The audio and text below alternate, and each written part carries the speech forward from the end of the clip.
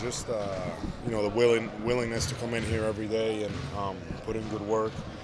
I feel like we all understand the opportunity that we have in front of us, and really just trying to make the most of it. And that's the mindset that I've seen from our guys from the first day of camp.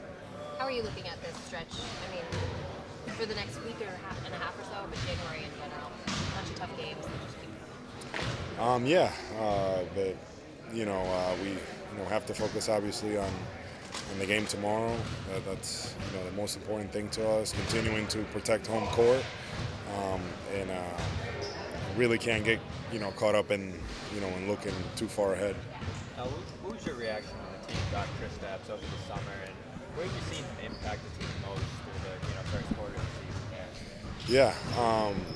Yeah, just excited because we've played against him in the past, and we know what he's able to do, and him being able to come in here and just have an impact right away. Offensively, we knew what he could do, but on the defensive end, he's been protecting the basket for us, and it's just he's a fun guy to have around.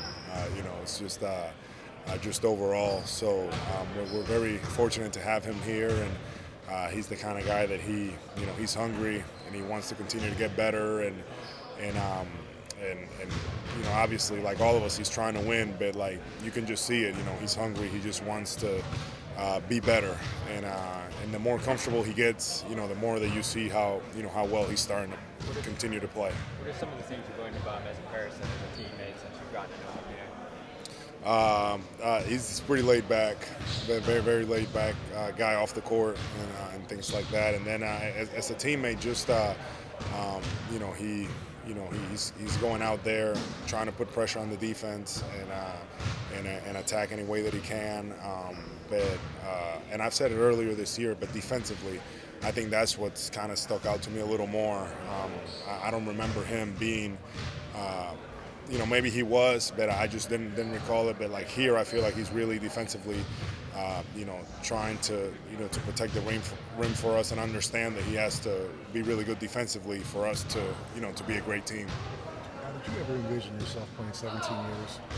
No. And do you kind of wake up, kind of are you surprised? What do you when you're in the midst of this? You're playing at a high level. You say, damn, like I've been around a while, but I'm still playing well. Yeah, grateful. Grateful with this, being in this position, and not taking it for granted, and really just enjoying it, and just trying to find ways to continue to impact winning. And for me at this point in my career is making sure that I'm taking care of myself, that I feel good, and putting myself in the best position physically to help our group once we get to later in the year. What's it like? When you enter the league and you see the old guys, you're like, you'll never get there. You're always going to be young. Mm-hmm. When you're that guy, what's that like? When you kind of think about how you were when a rookie, and you look at some of the vets. No, absolutely. You look at it and you think about it, but it's weird. The reality is that I don't feel. You know what I'm saying? Like I don't feel like I'm like, oh man, like it's a drag. Like to get out here, my body hurts. I don't feel that stuff. I've taken care of myself. I'm doing the things that I need to do, and I feel pretty. I feel pretty good. And more than anything, I'm just, like I said, I'm just really grateful to be in this position, to be able to play, to be able to be part of a team that's trying to do something special. So I don't take it for granted. Is this year any different than the previous couple of years in terms of your mindset, in terms of how you think you can help the team win a championship?